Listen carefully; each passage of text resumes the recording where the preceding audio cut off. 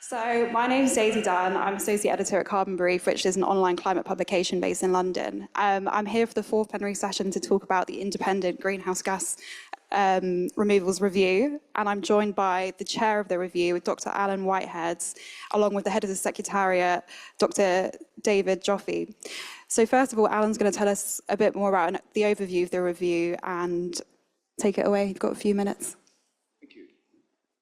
Well, yes, indeed. I'm Alan Whitehead. I'm chair of the independent, and I would emphasise that word, review of greenhouse gas removals, which is a review that was conceived within DESNZ, the department, but clearly stands outside the department in terms of our investigations and our conclusions.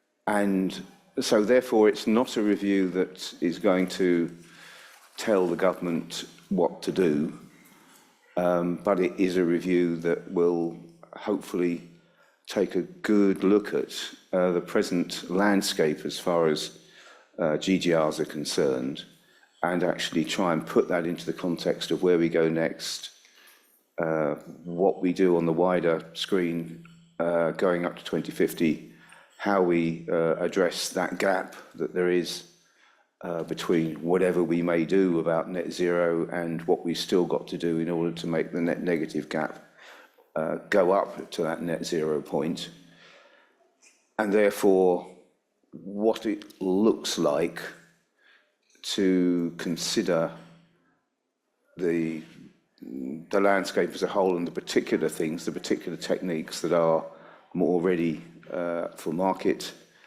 the lower regrets options that we might undertake, and indeed the various things that we need to do in terms of regulations and incentives to get that right. And of course there is the big question at the end of all is, where's the money? And of course we're very clear in the review that there are not limitless amounts of funds to throw all over these techniques, important though they are to closing that gap, and therefore to look at how we can get the, shall we say, the best value for what it is that we're trying to do over the next period, which will be a combination of some funding, some polluter pays type taxation outcomes, and a large amount of regulation, incentives and various other things in order to shape how we get that gap covered as well as we can over the next period. So that's the brief of the review. Now, it's a little unfortunate, and I wouldn't for a moment have suggested that this august gathering might put itself off for a week, but we are actually within 2 weeks or so of publishing the report of the review. So unfortunately we can't say specific recommendations and what have you today that we're coming up with, but we hope we'll be able to give you a good idea of the direction we're facing in. And you only have to wait for about a week and a half, 2 weeks, to see whether we've pulled the wool over your eyes or told you the truth about those various recommendations that we're likely to come up with.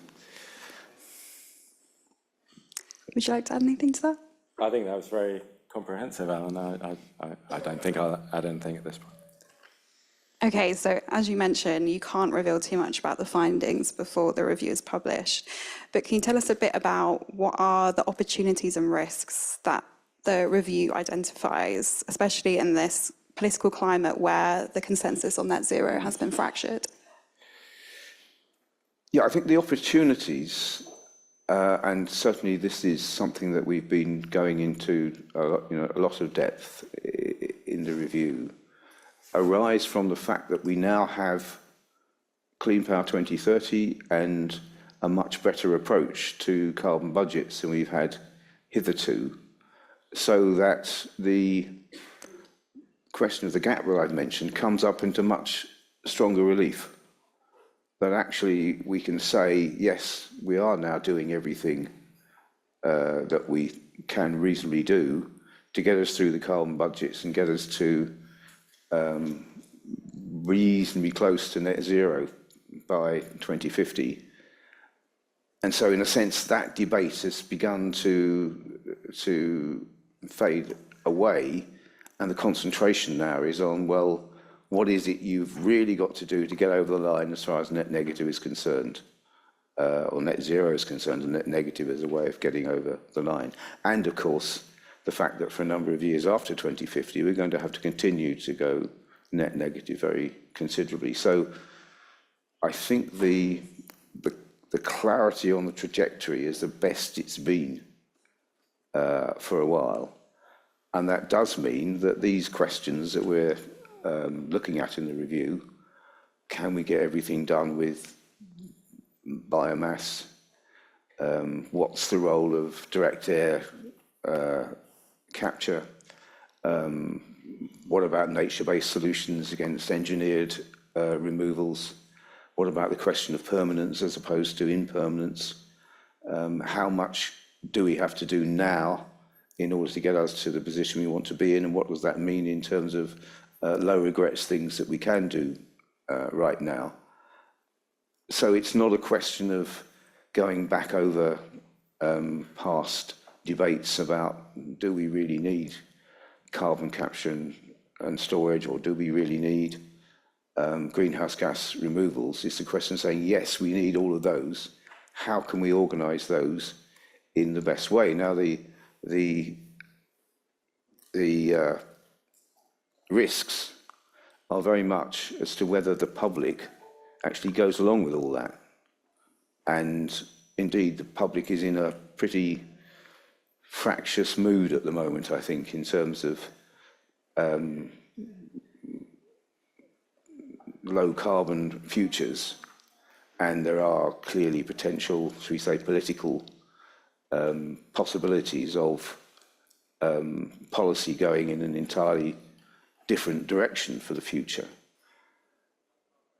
And it certainly seems to us that we've got a big job to do to actually get the public on side with these various measures. And quite a lot of our thoughts have gone to how to make sure those are well explained, how those are well founded and demonstrated to be necessary in the way that we think they are. If I can maybe add a little bit on the public acceptance. I mean, there's various dimensions here. One is choosing a set of greenhouse gas removal solutions that are in principle acceptable to the public, and different solutions have different characteristics in those terms. Another is the acceptance of the need to do greenhouse gas removals at all as part of net zero, and that's an inherent part of net zero, but not everyone is convinced by this as a set of solutions. But then there's an implementation challenge of, okay, but what are the policies going to be?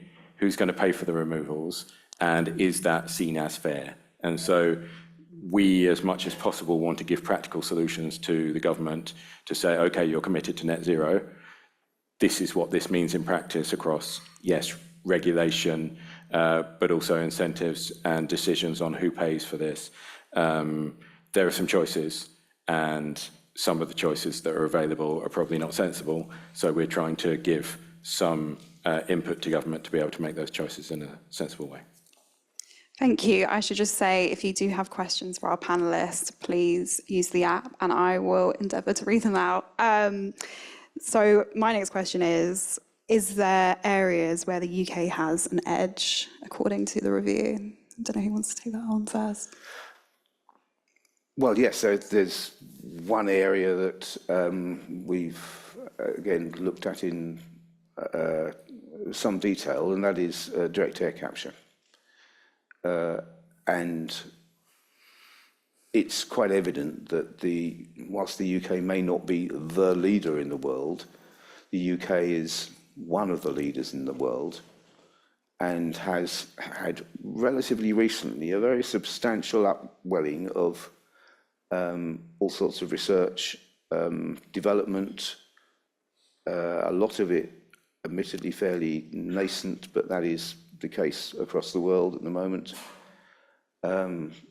We've also, we have seen in the review some very interesting projects and ideas which actually take DAX as a starting point and actually give it all sorts of co-benefits, so that you are, for example, considering whether you can use the heat from various other power sources to bring the cost of DAX down. We saw a very interesting project where actually captured carbon is being injected into the manufacture of calcium carbonate aggregates. So you've got a CCUS option with a very strong capture through the DAX process of carbon in the first instance. So, and these are things which the UK is well ahead on. And I think that there is a very substantial role for us to play internationally in pushing that forward. If we look beyond the technology-specific solutions, I think there's also an opportunity for the UK as a leader already in ancillary services around greenhouse gas removal, as a leader in financial markets, to actually help boost the growth prospects for the UK while also boosting the prospects for deployment of those solutions. Some of that inherently would require the UK to move earlier than other countries, and so that is part of what we talk about. We've got a whole chapter on growth and GGRs, and it's not just the fluff that you sometimes see on growth and climate. It's actually really well-founded economic thinking about what are the factors that affect growth and how do GGRs play in there. And of course, you've got to also understand the importance of, well, tackling climate change is important for growth because climate change is bad for economies around the world, but also greenhouse gas removals allow you to continue where it's really important to carry on emitting in particular sectors that, yes, you need to develop the GGR options to be able to do that, and that's better for the economy than shutting down the entire aviation sector if you want to get to zero emissions in that way.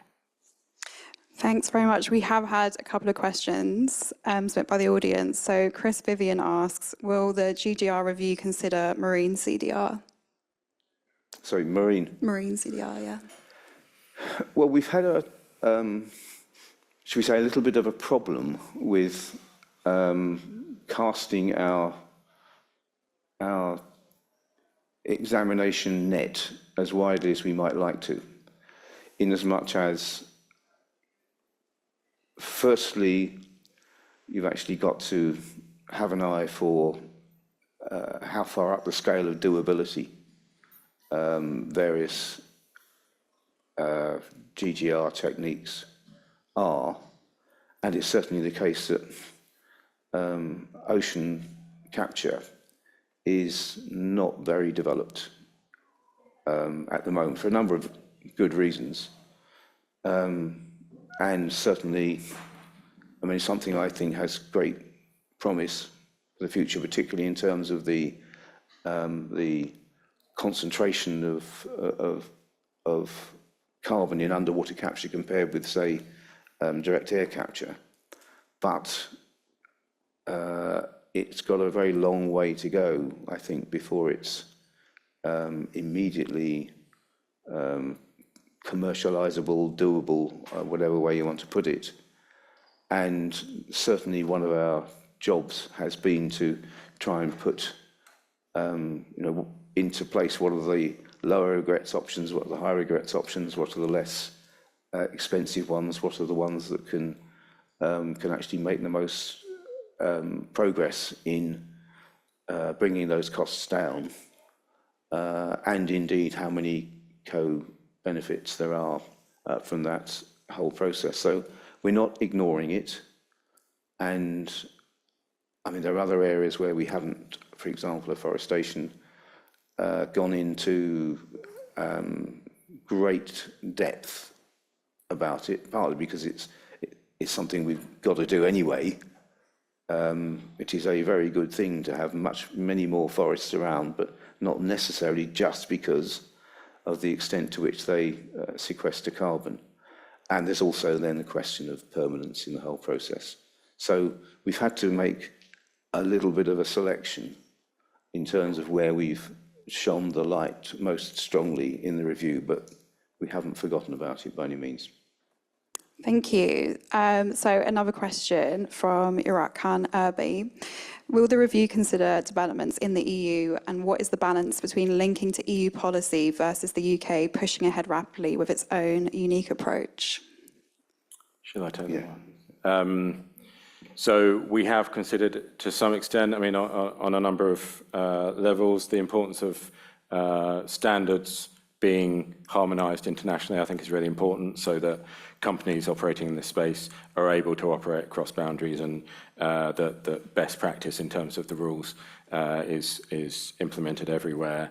We also think about the economics in terms of, well, in principle, the UK ETS and the EU ETS are going to be linked. What does that mean in practice for some of these things? So we've considered it to some extent. On the other hand, a lot of the focus is UK deployment, UK resources, etc. So it's a mix of what can we do in the UK, but also what are the external things that we also need to think about. Okay, great. Thank you very much. I think that's all we have time for with Alan and David before we move on to the final part of this plenary. So if we could give them a round of applause, and yeah, feel free to.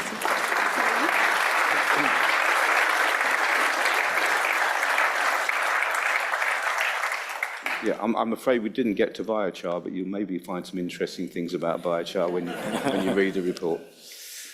So I can ask the lead demonstrators to come back on stage, and I think we're going to get more chairs. Okay, thank you for waiting while we rearrange the floor. In this final bit of the session, we're going to be trying to answer as many of your questions as possible, which you have been already submitting on the app, but please continue to do so. I'll just start off with a question of my own, and anyone who's here can just feel free to chime in. So most of the techniques that we were speaking about earlier this morning involve land use change. And in the UK, land is quite an emotive topic. We've seen the Reform Party have success by calling for the cancellation of pylons and solar and wind because of its effect on the appearance of land. And while not based on science, it clearly resonates with a lot of people. So my question is, how can we scale up GGR in a way that brings people with us? And yeah, we can either go down the line, or if there's anybody who particularly wants to answer that question. And so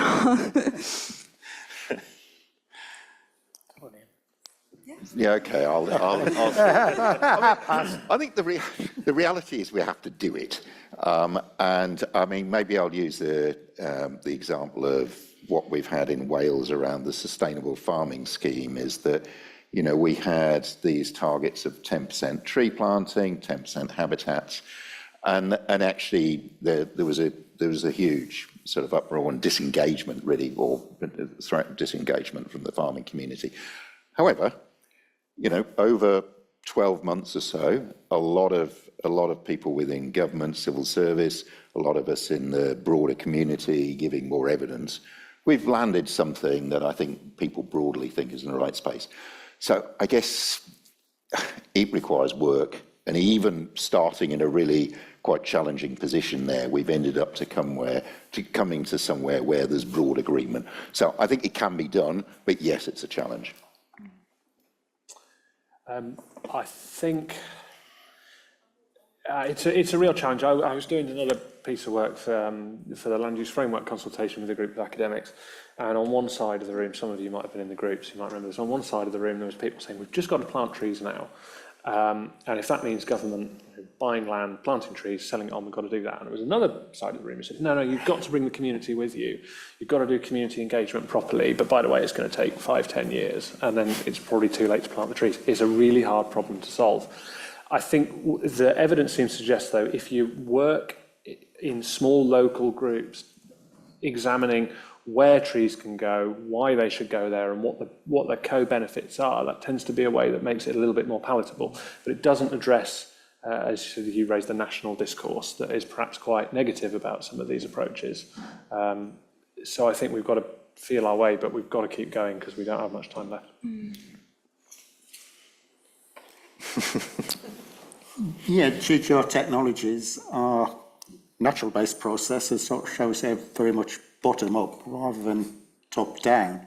So certainly our experience is, local community engagement is absolutely essential. And yeah, one example for Biochar is Rutland, which you all know is the smallest county in England, but due to really getting to know the community very well, literally got half a dozen farmers involved in our trials. But I think, the counter argument is you really need to have your eye on the ball, because you have to really look, what might come and bite you in terms of public dissatisfaction in 2 or 3 years' time. Obviously, shale gases, a prime example in terms of recent history of new technologies of how not to do things. Yeah, I guess in terms of enhanced weathering, a benefit is that we're not talking about changing land use, we're applying it in agricultural systems. I think where potential conflict comes in is in terms of if we had to open new mines. And as David mentioned in his talk this morning, that's not necessarily blanketly seen as a bad thing. It very much depends on where you are. It's very context dependent. But I do think that there's an enormous onus on us to think creatively about what products we use. Can we use byproducts that are already finely crushed materials? And that's things like recovered concrete and things as well. So we just need to think a bit more broadly and creatively about what we might be able to use. I don't have a huge amount to add because these people work much more closely with land managers than I do. But from my experience, land is never used for one single thing. There's always multiple uses. And I think something that's come out from these demonstration projects is the multiple issues and co-benefits that can be dealt with. Yeah, having a portfolio of solutions means some of them are less land intense than others. We've never had a single top-down land use plan in the country, and I'm not sure we ever will. So I think one of the power of these demonstration projects is not only demonstrating the technology, but it's brought really interesting constellations of people together, including some land managers, landowners who are actually quite willing to try things. And I think we're always going to need a bit of that bottom up. We as scientists can do the top-down maps, but actually then you have to work with the people who are willing to do it. Yeah, it's difficult to answer this one without getting too political, but I think there's a bunch of things we need to bear in mind. I think firstly, net zero is clearly a kind of getting quite contentious as a term. So although obviously important that we wouldn't all be sat here, we need to be careful about how we frame this. So I think bearing in mind cost is one thing, clearly, because if it looks like it's a big burden on the taxpayer, that's not helpful. If it looks a bit mad, I suspect that's an issue, because then, you get the media hit pieces on that. I think if it really changes the visual appearance of the landscape, then that, in ways that are deemed negative, then that's clearly a challenge. And if it starts to conflict with, food and farming, rural communities, economies, etc., then I think we've got a real challenge on our hands. So I think a lot of these things can be done in a more subtle way, in a way that sort of doesn't change the character of the land. It might even enhance some of those things. And it might make these systems more resilient in the long term as well, some of them. And I think that's quite important, that, if the current model is not actually sustainable, something has to change. And maybe this is something where, in a way, the net zero bit becomes a co-benefit. It sounds a bit sort of, we talked about, green hushing yesterday and how we don't want to sort of pull the wool over anyone's eyes. But I think not making it all about that might help. Thank you, an interesting range of perspectives. So coming to audience questions now, there was a question earlier from Matt Isaacs, who says many of the pathways discussed earlier today involved biomass. Has there been any work undertaken to look at the competing demand for biomass with alternative fuels, e.g. sustainable aviation fuels, or for shipping or other use? I don't know who would be best to take that.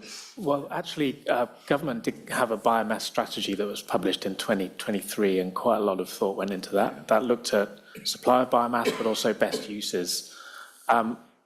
It's interesting, we use a lot of biomass already in the economy, perhaps more than a lot of people realise.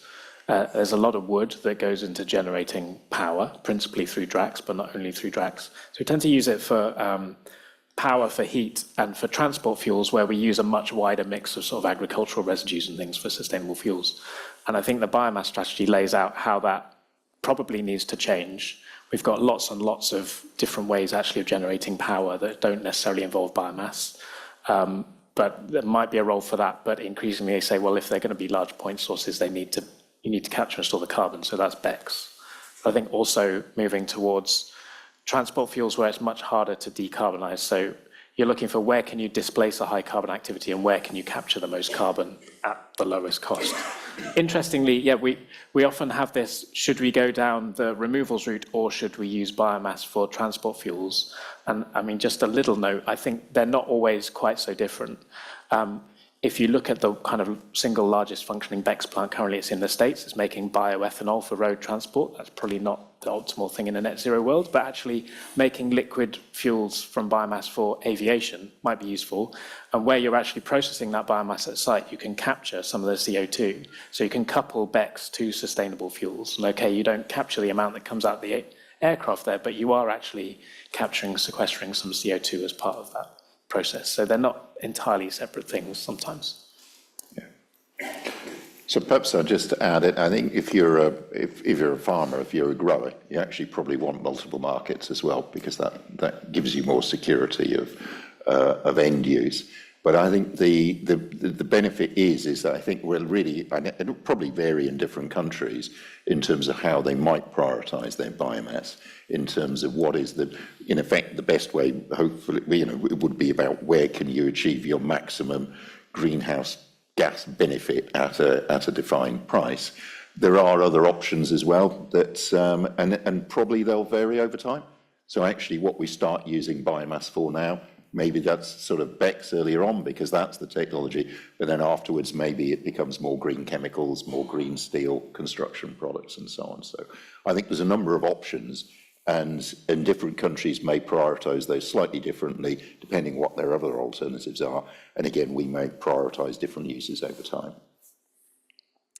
Great, thank you. Another interesting question here from Christopher Pearce.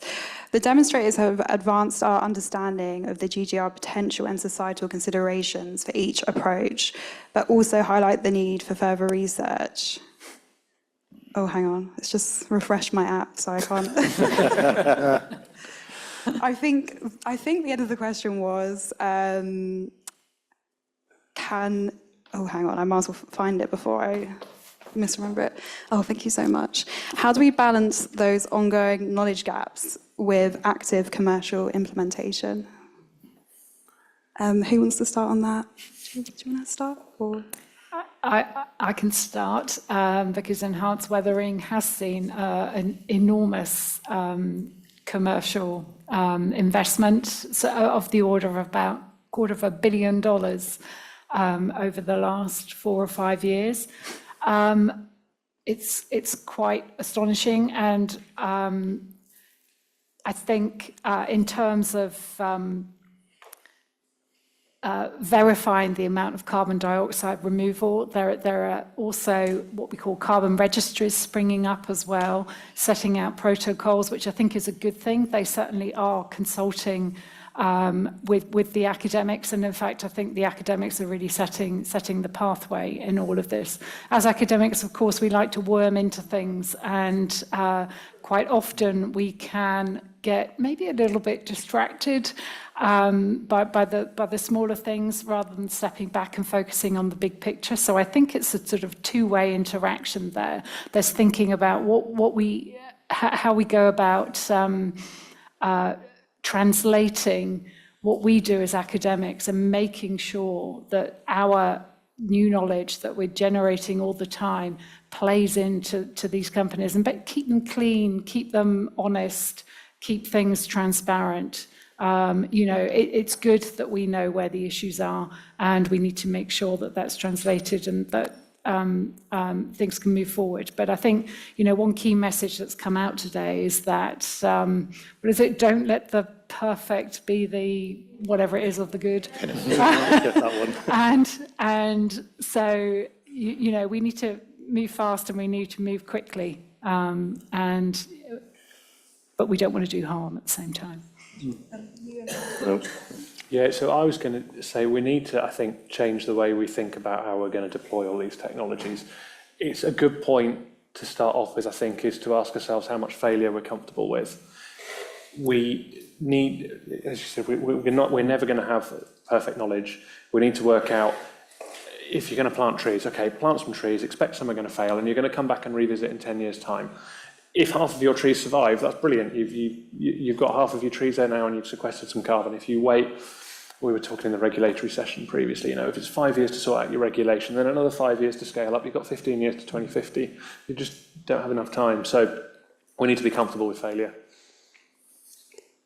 No, probably a variation on a theme. I mean, my rule of thumb with almost everything I do in terms of science and advice is how wrong would I have to be before it would be like a catastrophic, wrong, it's sort of no regrets thing. So taking the peatland example, we pretty much know that if we can get peat wet, we can bring that emission from about 16 megatons in the UK right now down to a lot less, close to zero.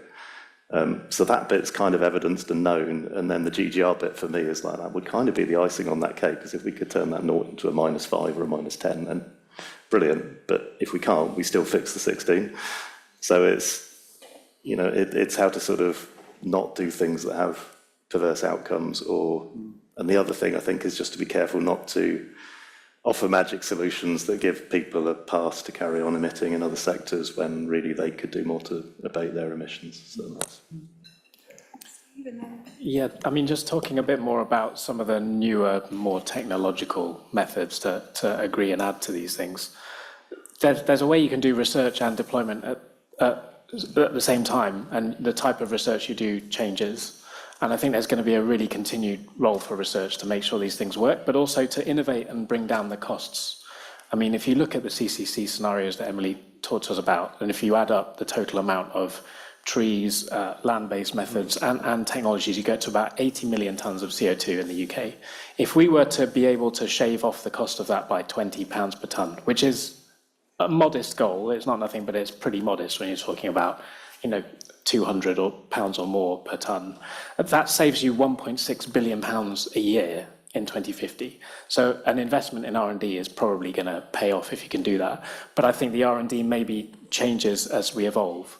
I'm quite intrigued by the idea that we've got, for a lot of low carbon and other things, these kind of catapult centres, which are platforms where private companies can come in and trial things, but built on a base of public money where you have test beds. And we've talked about the need to have long-term testing of these methods. And I think maybe that kind of public-private partnership can help build collaborations, but also help some of these things scale.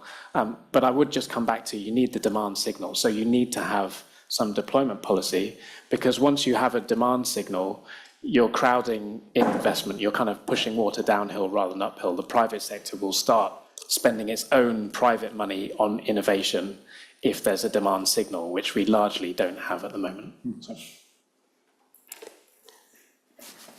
Yeah, go ahead. Yeah, I think just to change tack, and I think this applies to all the demonstrators, is really if the approach is responsible in innovation.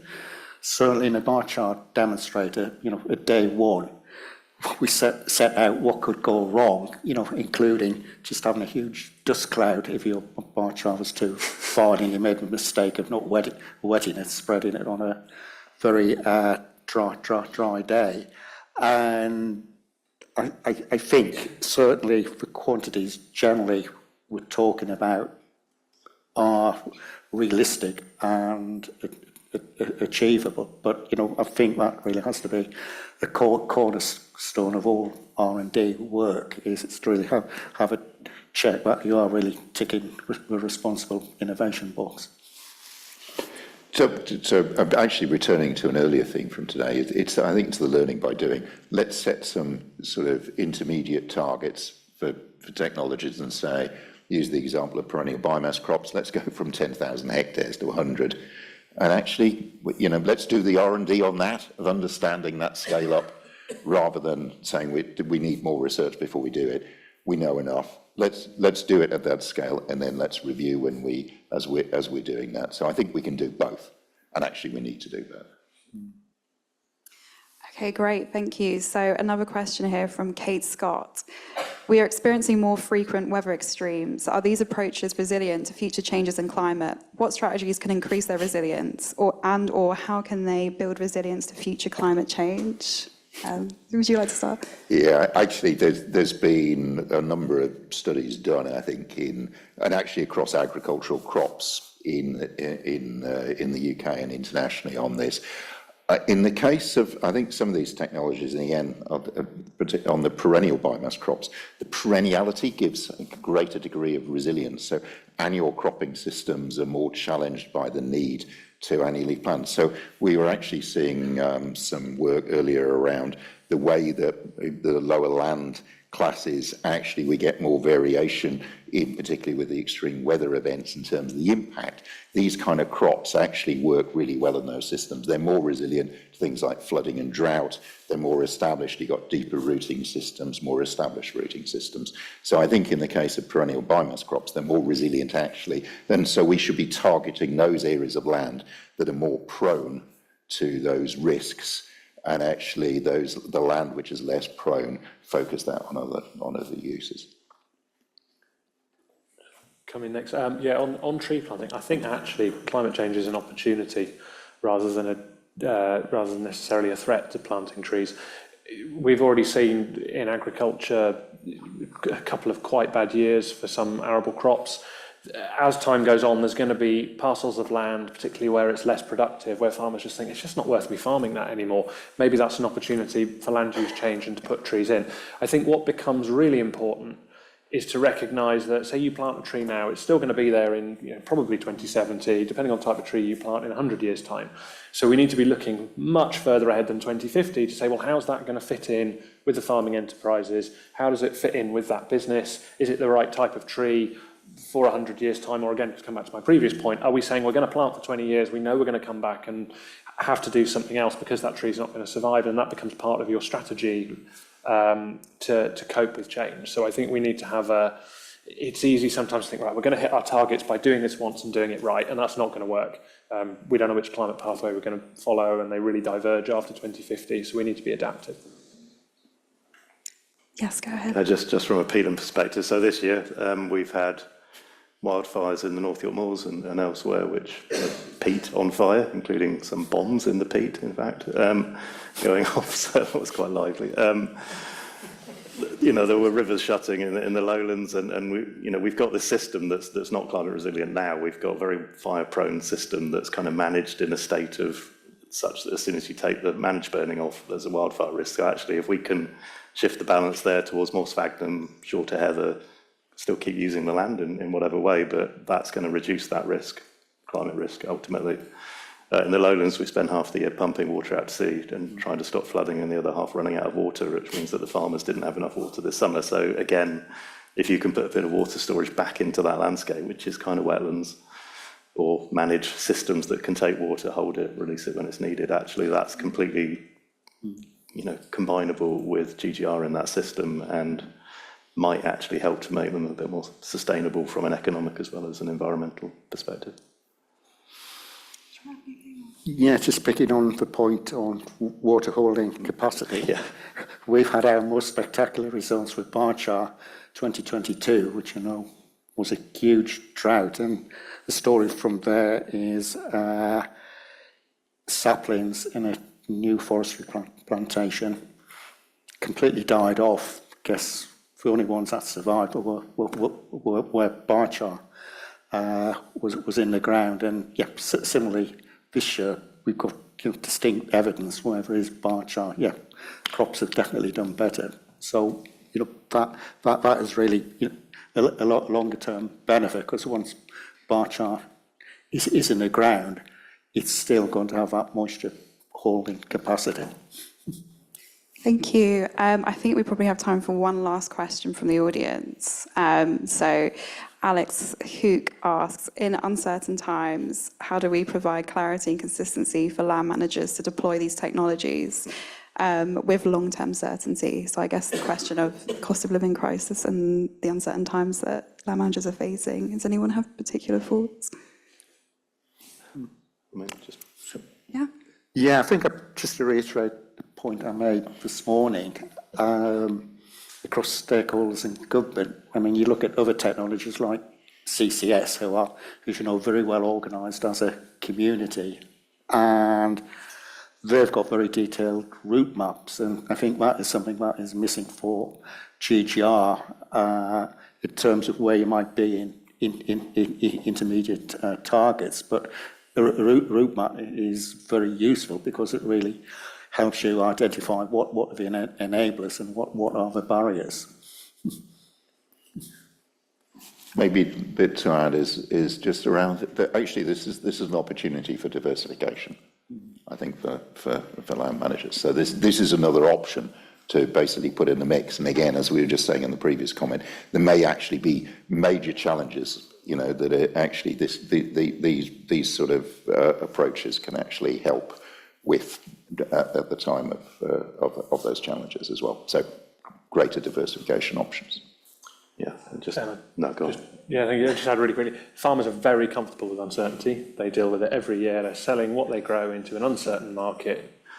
What I think they lack is the information on, for this new thing that we're asking them to do, how does that work within the farm business? How do the economics stack up? How variable is it going to be from year to year? And I think that's actually not that hard to provide that information, given the science that we've seen in these projects. Yeah.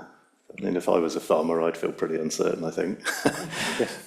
I think it needs to be financially incentivised. It needs to be de-risked, because I think we're asking small businesses to take on new, uncertain things, sort of, for the public good. That's quite a tricky thing to do if you're on, you know, financially marginal, to change your land management and hope that it works and that it pays back. And I think one of the things that when I've spoken to farmers, they're most concerned about is unfortunately the instability of policy around this. So if they do invest in new machinery or new management systems, they need to know that that will still be something that the government's asking them to do in 5 years, 10 years, 20, 50 years, because it probably won't be, will it? Because governments change and policies change, but that's a real barrier, because if you're a land manager and you need to change your farming system, you need to know that you're going to be able to pay off the debt you incurred buying the new kit, basically, or that your crops aren't going to fail in a couple of years because you did something daft. Any last thoughts on that question, or are we? Okay, great. So that's all we have time for, but please can we thank our panelists?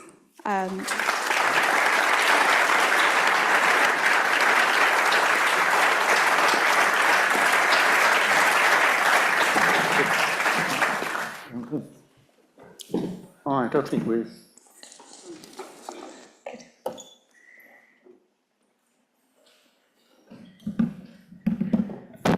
Okay, someone foolishly gave me the microphone for the final part of the day, so make yourselves comfortable. No, just kidding. I'm famously silent. I just wanted to thank everyone for your time and participation today, and for those of you who were here yesterday. But in fact, for many of you, your participation throughout the entirety of the GGR-D program to this point. Many of you are stakeholders who, with the help of Philippa in our core team and others in all the Demonstrator projects, have engaged with a range of you across the private and public sector to make sure that we can have a dialogue that really connects research from the beginning through to the not end, through to this event, and going forward to make the most of the excellent research that you've seen profiled today to really make the impact that we know we need to see. A few more things on that in a moment, but some practical things. I said not quite the end because the project, though seemingly over, is not over. The project, many parts of the project have had a 1-year extension, no cost to the UK taxpayers in the room, but just a generous bit of extra time to make sure that some of the work that we're being done can be finished off properly.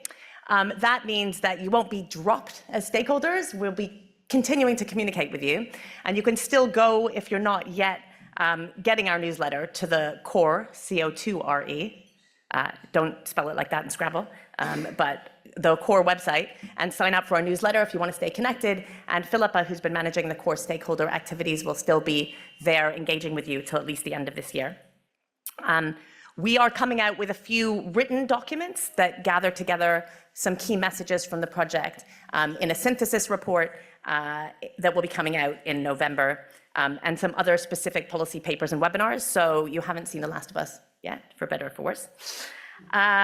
And also, when we finish in the auditorium in the next 3 hours, no, in the next minute, you can still go out and see all of the various different beautiful pieces of art and interesting scientific demonstrations outside. And so please do that so you can, experience the full depth of the project and continue to speak to each other and engage.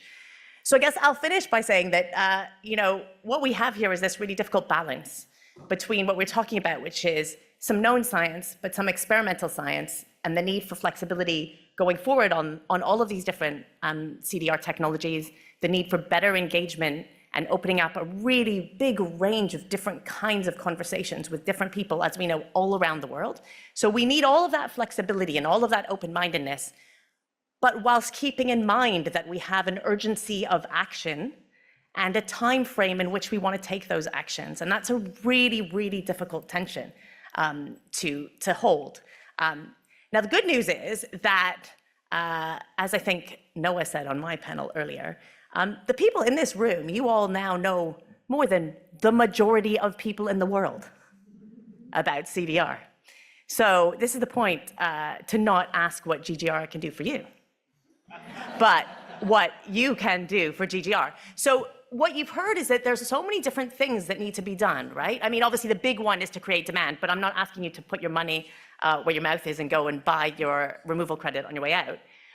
But whether you can contribute by creating demand, opening conversations, sharing what you know with other people in a professional context, or thinking about what you do next in research or in pragmatic application of the research that you've heard today, everyone in this room can make a difference to this agenda.